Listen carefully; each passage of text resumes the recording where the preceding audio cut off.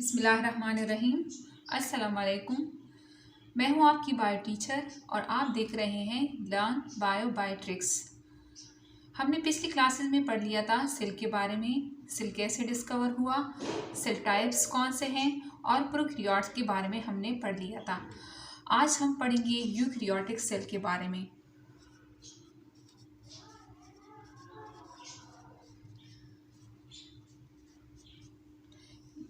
Cell को two category में divide किया जाता है। एक है प्रोकैरियोट और दूसरे नंबर पे है यूकैरियोट। प्रोकैरियोट में मोनेरन्स आते हैं जिसमें बैक्टीरिया शामिल हैं और यूकैरियोट में बाकी चारों ग्रुप्स जिसमें प्रोटिस्टा,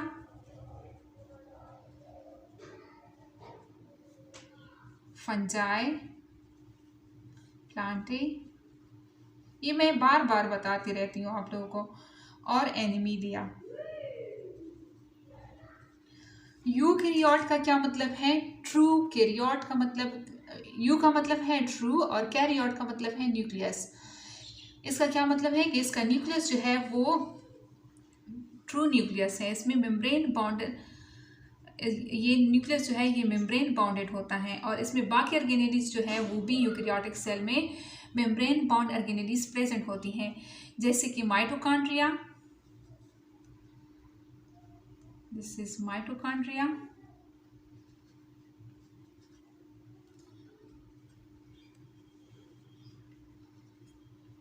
अगर ये प्लांट सेल है तो इसमें क्लोरोप्लास्ट प्रेजेंट होगा। अगर प्लांट सेल नहीं है तो क्लोरोप्लास्ट नहीं होगा। ये सारे जो है मेम्ब्रेन बॉन्ड ऑर्गेनेलीज हैं।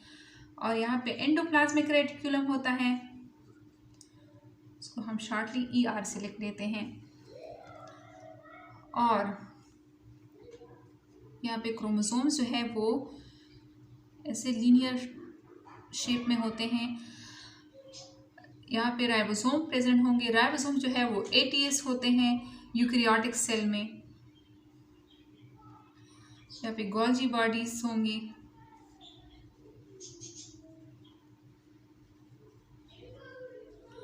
ये तो है यूकैरियोटिक सेल का एक बेसिक स्ट्रक्चर। आज हम जिस ऑर्गेनेली के बारे में पढ़ेंगे वो है न्यूक्लियस। तो न्यूक्लियस को हम यहाँ से निकाल के जूम करेंगे और पढ़ेंगे न्यूक्लियस के बारे में कि न्यूक्लियस क्या है।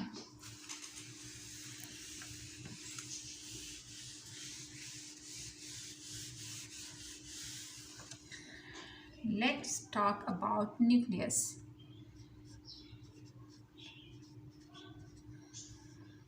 न्यूक्लियस को हम ब्रेन ऑफ द सेल भी बोलते हैं।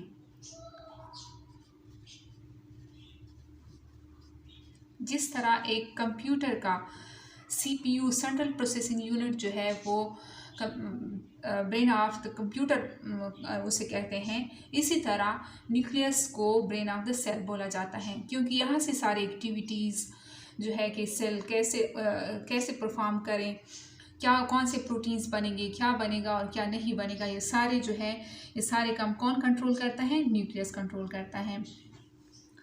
न्यूक्लियस को सबसे पहले किसने डिस्कवर किया था? न्यूक्लियस को सबसे पहले रॉबर्ट ब्राउन ने डिस्कवर किया था और इसको आप लोगों ने ब्राउनी से याद करना है, जैसे मैं पहले बता चुकी हूँ। रॉबर्ट ब्राउन ने कब डिस्कवर किया? 1831 में। ये तो हम जानते हैं कि हमारी बॉडी जो है एक छोटी सी ऑर्गेनिज्म की बॉडी से लेकर, जैसे कि बैक्टीरिया से लेकर एक ह्यूमन बीइंग्स तक की बॉडी जो है वो किस चीज़ की बनी होती है? वो सेल की बनी होती है। ये लो, ये एक बंदा है,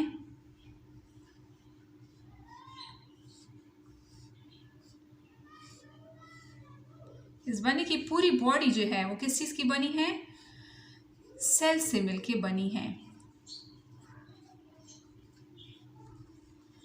बंदा लो, कोई एनिमल लो, कोई प्लांट लो, उसको देखो, सारी की सारी उनकी बॉडी जो है वो सेल से मिलके बनी होती हैं। These are cells. और अगर हम सेल को किसी भी पार्ट से, हम एक सेल को उठा के उसको जूम कर लें तो उसके अंदर क्या होता है? न्यूक्लियस। हम आज न्यूक्लियस को हाईलाइट करेंगे, बाकी ऑर्गेनेल्स को हम यहाँ पे मेंशन नहीं करेंगे, क्योंकि आज जो हमारा टॉपिक है वो न्यूक्लियस के बारे में है। ये लिया हमने ह्यूमन बीइंग का cell. This is human cell. कोई सा भी सेल आप ले सकते हैं, किसी एनिमल का, प्लांट का, किसी भी चीज़ का, लेकिन चूंकि हम आज यूकैरियोटिक का लेते हैं, आप लोगों ने यूकैरियोट का ही लेना है। ये हो गया ह्यूमन सेल। और ह्यूमन सेल के अंदर क्या होता है? न्यूक्लियस होता है। और न्यूक्लियस के अंदर क्या होता है? क्रोमोसोम्स होते हैं। ये हमने ह्यूमन से न्यूक्लियस लिया, इसको जूम किया, और अब हम न्यूक्लियस से क्या लेंगे? न्यूक्लियस से हम लेंगे सेल से हम लेंगे न्यूक्लियस को, उसको जूम करेंगे। ये हमने लिया न्यूक्लियस। ये हमने ह्यूमन बॉडी से सेल लिया और सेल से हमने उठाया न्यूक्लियस, उसको जूम किया। अब देखते हैं न्यूक्लियस में क्या होता है। यहाँ पे बना लेते हैं ताकि आप लोगों को सही से समझ में आ जाए। ये मैं हटा देती हूँ।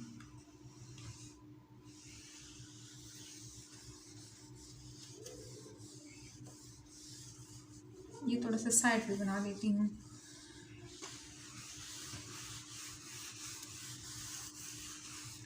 ये बंदा है, बस थोड़ा सा आप लोग टाइम दें मुझे, मैं जल्दी से जल्दी से बंदा बनाऊँ ताकि आप लोग के माइंड में जो क्वेश्चंस हैं वो बिल्कुल क्लियर हो जाए। ये इनकी बॉडी जो है ये सेल से बनी हुई है।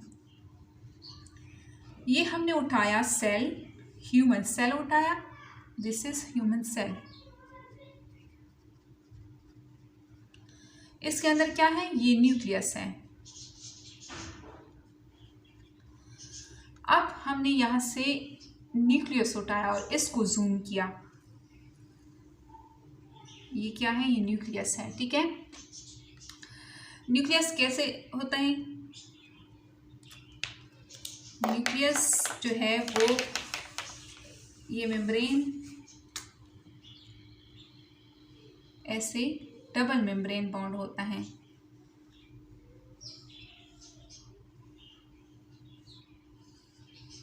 This is nucleus.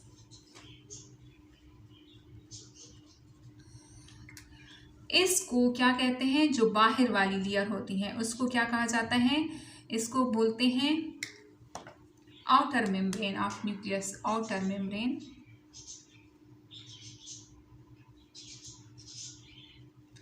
और ये क्या है? ये इस साइड वाली, ये है इनर मेम्ब्रेन।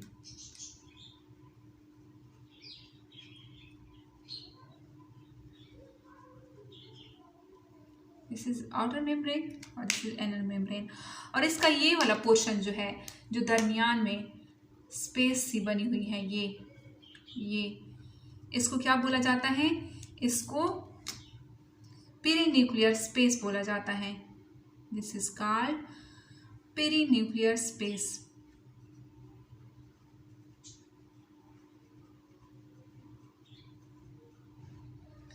जैसे कि मैं पिछले लेक्चर में बता चुकी हूँ कि जहाँ पे प्रोकैरियोट्स में जहाँ पे न्यूक्लियस होता है उस जगह को हम क्या बोलते हैं? क्या बोलते हैं? न्यूक्लियोइड। और ये यूकैरियोट में इसको क्या बोलते हैं? न्यूक्लियस। ठीक है, आज आप लोगों के सामने 3 टर्म्स जो है वो भी क्लियर होने हैं। एक है न्यूक्लियस, ये एक है न्यूक्लियोसोम, एक है न्यूक्लियोइड और एक है न्यूक्लियोलस। ये 4 टर्म्स जो हैं आप लोगों के सामने क्लियर होने हैं। अच्छा, अब हम देखते हैं कि ये इसके साथ एक बॉडी होती है। अच्छा, वो बॉडी हम नहीं बनाते क्योंकि यहाँ पे नज़र नहीं आ रहा, तो इसके अंदर हम देख लेते हैं। अंदर जो होता है इससे लिक्विड, सेमी लिक्विड फ्लूइड होता है, उसको क्या बोलते हैं? उसको बोला जाता है nucleo, this is called nucleoplasm.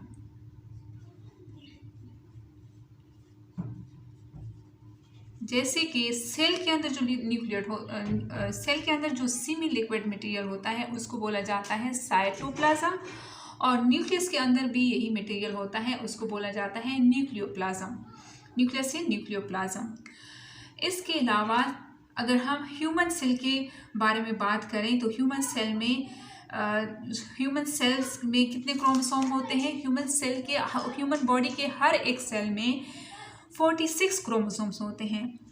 जैसे ये 1 2 3 4 5 6 7 8 ऐसे टोटल कितने होते हैं?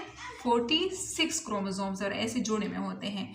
अगर हम इसको हाफ लेने तो ये 23 पेयर ऑफ क्रोमोसोम्स हम फिर बोलते हैं। 23 पेयर का मतलब है कि पेयर की सूरत में 23 को प्लस कर लो तो कितने बनते हैं? 46 क्रोमोसोम्स। और ये हमने न्यूक्लियस लिया है ह्यूमन का, तो इसमें कितने टोटल क्रोमोसोम्स हुए? 46। और इसी तरह हर एक सेल में 46 क्रोमोसोम्स होंगे। ऐसी बात नहीं है कि एक ही सेल है उसमें कोई, या हमारी बॉडी है उसमें कोई 46 क्रोमोसोम्स हैं। हमारी बॉडी के हर एक सेल में 46 क्रोमोसोम्स होंगे। इसमें भी 46, इसमें भी 46, इसमें भी 46 और इसमें भी, इन सब में जो है 46 क्रोमोसोम्स होंगे। और हर एक स्पीशी के क्रोमोसोम्स जो है वो दूसरे स्पीशीज़ के से डिफरेंट होते हैं। जैसे कि हमारी बॉडी में 46 क्रोमोसोम्स हैं, तो अनियन में ये डिफरेंट है, और फ्रॉग में ये डिफरेंट है, चिंपैंजी में 48 हैं। इसी तरह हर स्पीशी में जो है वो डिफरेंट होते हैं। अब ये हम पढ़ेंगे कि इस क्रोमोसोम के अंदर क्या होता है और ये क्रोमोसोम्स होते क्या हैं।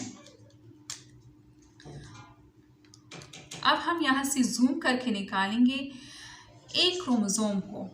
ये हमने निकाल लिया, जूम किया एक क्रोमोसोम को, ठीक है। और क्रोमोसोम के अंदर क्या होता है? क्रोमोसोम के अंदर होता है डीएनए हमारा प्रेजेंट होता है। क्रोमोसोम के अंदर हमारा डीएनए होता है, ठीक है। अब यहाँ से हम निकाल के जूम करेंगे डीएनए को और इसको पढ़ेंगे। ये है डीएनए। ह्यूमन बीइंग्स यानी 46 क्रोमोसोम्स के अंदर हर एक सेल में 46 क्रोमोसोम्स होते हैं, और ये इन क्रोमोसोम में जो डीएनए के टुकड़े होते हैं उनको मिला के उनकी लेंथ कितनी बनती है? 2.2 मीटर। हर एक सेल में, हर एक न्यूक्लियस के अंदर 46 क्रोमोसोम में जो डीएनए होता है उनको जोड़ के जो जितना लेंथ हमारे पास डीएनए का बनता है वो है 2.2 मीटर, तकरीबन हमारे दुपट्टे जितना बनता है। तो अब हम पढ़ते हैं कि डीएनए जो है कैसे, ये 2.2 मीटर डीएनए तो काफ़ी लंबा होता है, तो ये इतने से क्रोमोसोम में या इतने से न्यूक्लियस में कैसे समा जाता है। अभी हम इसके बारे में पढ़ते हैं। ये मैं मिटा देती हूँ।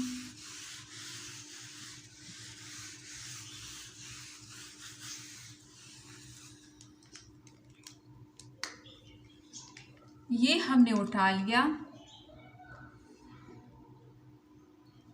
हमारा, ये है हमारा डीएनए। हमारा डीएनए जो है वो एसिडिक इन नेचर होता है। This is DNA. ये एसिडिक इन नेचर होता है, और अब इसको ताकि ये स्पेस कम गिरे तो इसको हम एक, जिस तरह एक धागे को एक नलके पे इस तरह लिपटाते हैं, इसी तरह हम इसको लिपटाएंगे। किस चीज़ पे? हिस्टोन प्रोटीन पे। ये हिस्टोन प्रोटीन का एक गोला है, this is called histone protein.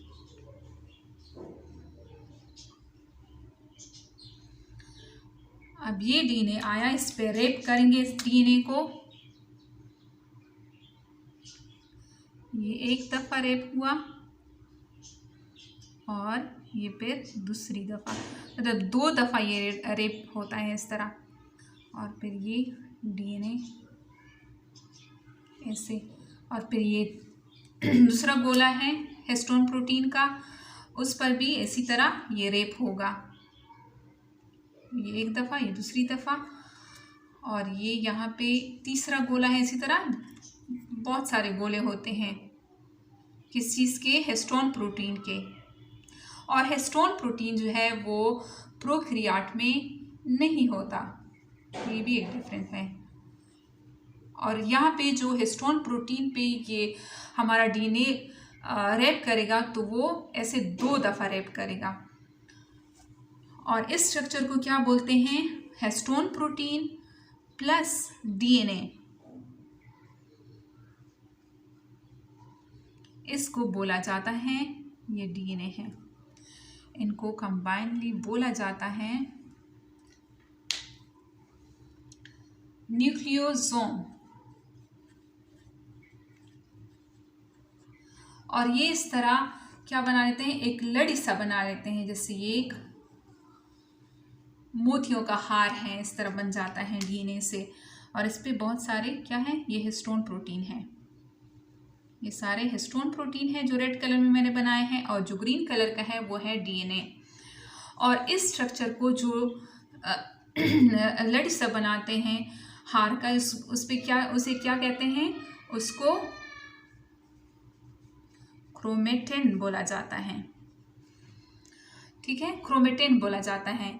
और ये डीएनए हमारा जो होता है वो कब क्रोमेटिन की सूरत में होता है और कब हमारे पास सही कंपैक्ट सूरत में होता है, ये भी हम पढ़ेंगे अभी। यह मैं हटा देती हूँ, आप लोग नोट कर लें।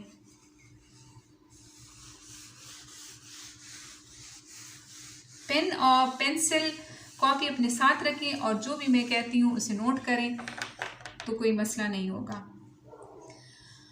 जैसे हमें पता है सेल साइकिल कि हर एक सेल ने जो है वो डिवाइड होना है, तो उसने डिवाइड होने के लिए क्या करना है, एक सेल जो है वो, जब सेल साइकिल जो है वो 2 टाइप के हैं, एक है मियोसिस और एक है माइटोसिस। और सेल साइकिल के फेज जो है वो भी 2 हैं। जैसे ये एक सेल है, ये एम फेज में जो है सेल, ये एम फेज है, एम फेज में सेल ने डिवाइड करना होता है। बाकी G1, ये है G1 फेज, ये S फेज और ये G2 फेज, इसमें सेल डिवाइड नहीं करता। ये यहाँ से यहाँ तक का पोर्शन जो है, यहाँ से यहाँ तक का जो पोर्शन है उसमें सेल ने डिवाइड नहीं करना होता, उसमें सिर्फ सेल ने जैसे हम चीज़ें जमा कर लेते हैं अपने लिए कि ये काम आएंगे, तो इसी तरह सेल अपने लिए चीज़ें जमा करता है, प्रोटीन सारी चीज़ों को, और अपने डीएनए के कंटेंट को जमा करता है, उनको डबल कर लेता है, और फिर एम फेज़ में जो है सही डिवीज़न होती है। तो ये फेजेस जो है G1, S और G2 जो है उसमें तैयारी होती है, सेल अपने खुद को तैयार करता है कि मैंने डिवाइड करना है और 2 बच्चे बनाने, मतलब 2 डॉटर सेल्स बनाने हैं, तो उनके लिए क्या करना है, मैंने ऐसे चीज़ें जमा करनी है ताकि कुछ मैं उनको दे सकूं एक को और कुछ मैं दूसरे को दे सकूं। तो यहाँ पे जो होता है G1 और S और G2 फेज में डीएनए हमारे पास क्रोमेटिन की सूरत में होता है, ऐसे जैसे कि ये न्यूक्लियस है, ये न्यूक्लियस है। डीएनए हमारे पास किस फेज में होता है, ये डीएनए है हमारा ऐसे लड़ी की सूरत में होता है, जैसे कोई क्रोमोसोम्स कंपैक्ट फॉर्म में नहीं होते। इस पे हिस्टोन प्रोटीन पे लगे होते हैं ऐसे। इसमें कुछ नॉन हिस्टोन प्रोटीन भी होता है, कुछ हिस्टोन प्रोटीन भी होता है और डीएनए होता है हमारा। ठीक है, जब एम फेज आता है तो हमारा क्रोमोसोम्स जो है वो क्या कर लेता है, इस फॉर्म में यानी कंपैक्ट फॉर्म में आ जाता है। ऐसे ये कंपैक्ट फॉर्म में आ गया। एम फेज में भी फिर 4 फेजेस है, prophase, metaphase, anaphase and telophase. M phase में जो पहला वो है उसमें प्रोफेज, उसमें ये इस फॉर्म में होता है, जब सही से हमें नज़र आता है वो हम देख सकते हैं उसको, तो इस फॉर्म में हम उसको देखते हैं। तो हम क्रोमोसोम को इस तरह भी बनाते हैं और कभी कभार इस तरह भी बनाते हैं। तो ऐसा क्यों? क्या ये दो क्रोमोसोम हैं? नहीं, ये एक क्रोमोसोम है और ये भी एक ही क्रोमोसोम है, लेकिन इसने अपने अमाउंट ऑफ डीएनए को क्या किया? डबल किया, double the amount of DNA.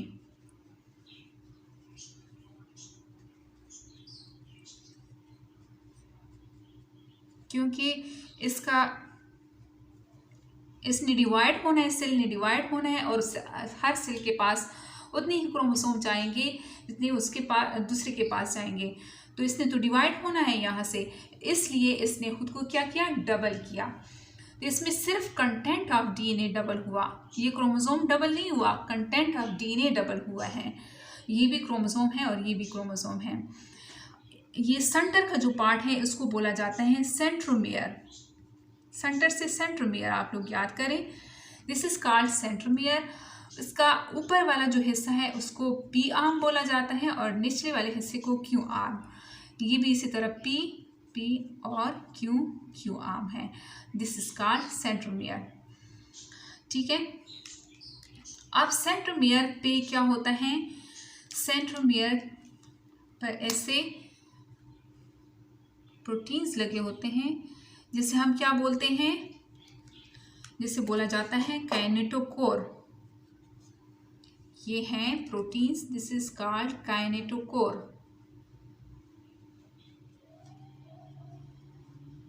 ये जब डिवीजन होती है, मेटाफेज होता है, उसमें मेटाफेज में क्या होता है ये भी अभी हम देख लेते हैं। ये आप लोग को समझ में आ गया? अब ये कंप्लीट क्या है? दिस कंप्लीट इज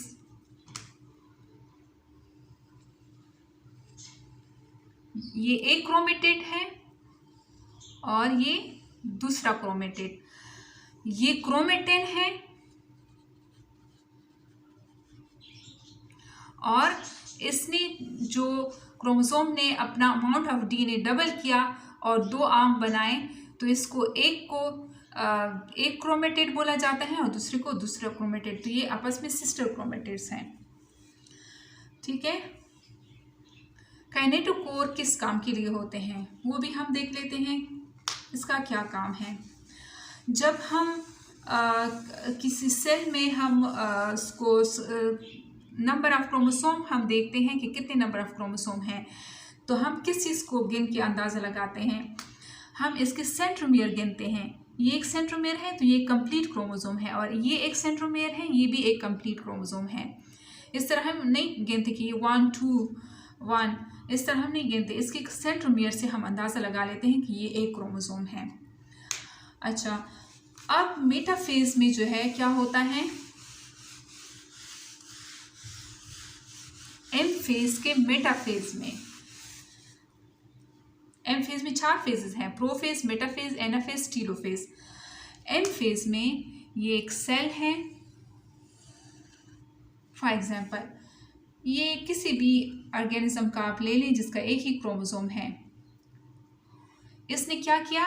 इसने खुद को डबल किया। पहले इसने कौन से फेज में? एंटर फेज में। इसने खुद को डबल किया।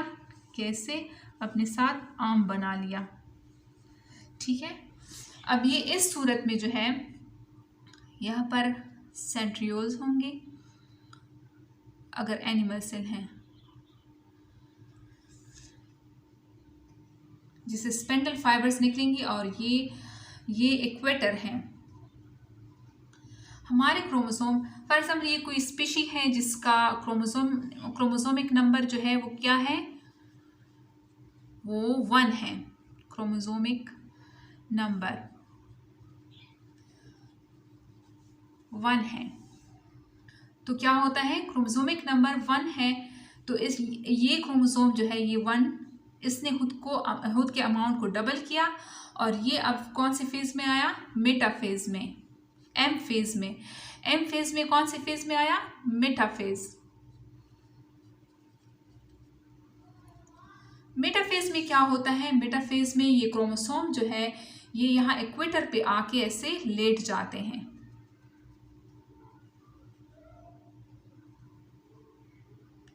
ये आके ऐसे लेट, सॉरी मैं सही से बना लूं,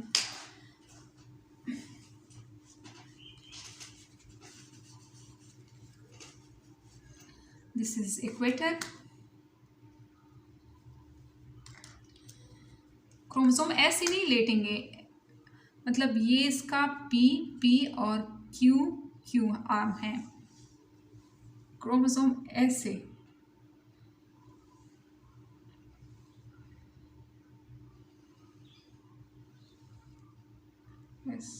ऐसे, ये इसका क्या है, ये इसका सेंट्रोमियर है। ऐसे इस पे ऐसे लेट जाएंगे। जब ये लेट जाएंगे यहाँ पे क्या होता है, कौन से प्रोटीन होते हैं, काइनेटोकोर। काइनेटोकोर जो होता है वो एक क्रोमोसोम पर 2 काइनेटोकोर लगे होते हैं और एक क्रोमोसोम में एक सेंट्रोमियर होता है। यहाँ से स्पिंडल फाइबर्स निकलेंगे और इसके साथ अटैच हो जाएंगे। मैंने सेंटर में नहीं बनाया लेकिन ये सेंटर में होता है। अब ये भी आप लोग नोट कर लें कि कहाँ से पटेगा। ये आर्म जो है ये पी आर्म है, ऊपर वाला पी आर्म और ये भी पी आर्म है, ये क्यू आर्म और ये भी क्यू आर्म। अब ये यहाँ से ये स्पेंडल फाइबर जो है ये छोटे होना स्टार्ट हो जाएंगे और इसको यहाँ से, मतलब ये दरमियान में से अलग हो जाएंगे ऐसे।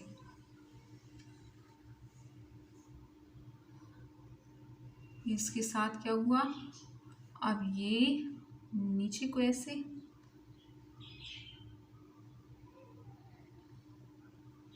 क्योंकि किसी चीज़ पे हम जब जोर लगाते हैं, ये क्या है, ये स्पेंडल फाइबर्स हैं, ये ट्यूबुलिन प्रोटीन के बने होते हैं। ये ऊपर हो जाएगा, ये इक्वेटर है और ये क्रोमोसोम जो है यहाँ से अलग हो जाएगा।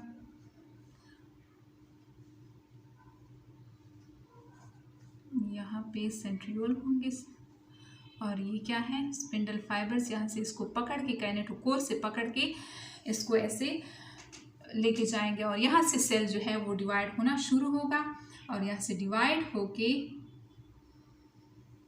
ये एक सेल बन गया और ये दूसरा सेल, और इसमें भी एक क्रोमोसोम आ गया और इसमें भी एक क्रोमोसोम आ गया। ये 2 सेल बन गए इसके। समझ में आया कुछ? ठीक है। अब हमने पढ़ लिया कि सेल जो है वो कैसे डिवाइड करता है और किस फेज में जो है वो क्रोमोसोम्स अलग हो जाते हैं। इसके बाद हम पढ़ेंगे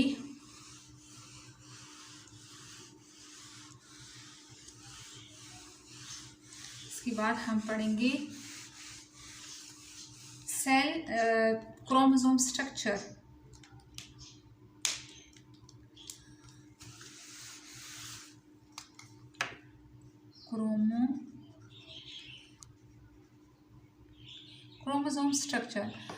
क्रोमोसोम स्ट्रक्चर जो है उसको अगर हम लें तो कुछ क्रोमोसोम जो है वो ऐसे होते हैं और इसके अंदर मैंने आप लोगों को बता दिया लेकिन ये नहीं बताया कि कैसे डीएनए इसमें आ जाता है। डीएनए जो है ऐसे, जो कि ऐसे माला सा बनाते हैं उसका क्रोमेटिन, कुछ नॉन प्रोटीन्स आके इसको ऐसे एक स्ट्रक्चर सा बना लेते हैं, जिसको क्रोमेटिन से एक स्ट्रक्चर सा बना लेते हैं, जिसको क्या कर लेते हैं, जिसे क्रोमोसोम कहा जाता है, जो कम्पैक्ट फॉर्म में होता है। कम्पैक्ट मतलब कंडेंस फॉर्म में, कंडेंस का मतलब है फ्रीज फॉर्म में। फ्रीज का क्या मतलब, जैसे मुंजमद हो जाता है, चीज़ें इकट्ठी हो जाती हैं, तो ये क्रोमोसोम बन गया और ये क्रोमेटिन है। क्रोमेटिन को किसने नाम दिया है, सबसे पहले नाम किसने दिया, फ्लेमिंग ने। ठीक है। अब हम एक क्रोमोसोम लेंगे, ये बात रह गई थी, मैंने नहीं बताया था। ये हमने लिया एक क्रोमोसोम। कुछ स्पीशी में क्रोमोसोम जो है वो सेंटर से पिचक जाता है, जैसे कि ये, और ये इसका क्या है, centromere. This is called centromere.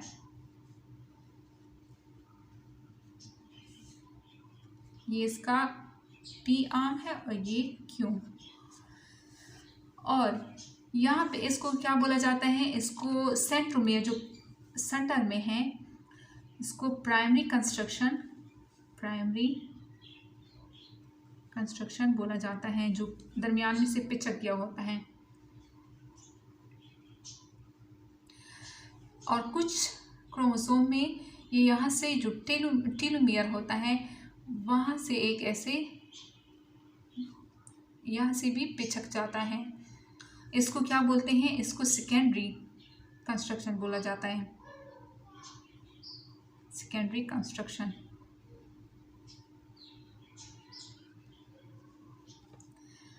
Secondary constriction में क्या होता है, यहाँ पे सैटेलाइट डीएनए होता है। सैटेलाइट डीएनए कौन सा होता है, सैटेलाइट डीएनए को हम जंक डीएनए भी बोलते हैं। जंक डीएनए इसे इसलिए बोला जाता है कि ये प्रोटीन बनाने में कोई किरदार अदा नहीं करते, इसलिए उसको जंक डीएनए कहते हैं। और ये कहाँ पे होता है, ये सेकेंडरी सैटेलाइट के ऊपर वाले हिस्से में होता है। ये भी आप लोगों को समझ में आ गया। अब हम सेंट्रोमियर के बेस पे क्रोमोसोम को डिवाइड करते हैं कि क्रोमोसोम का शेप कैसे बनता है सेंट्रोमियर को लगा के।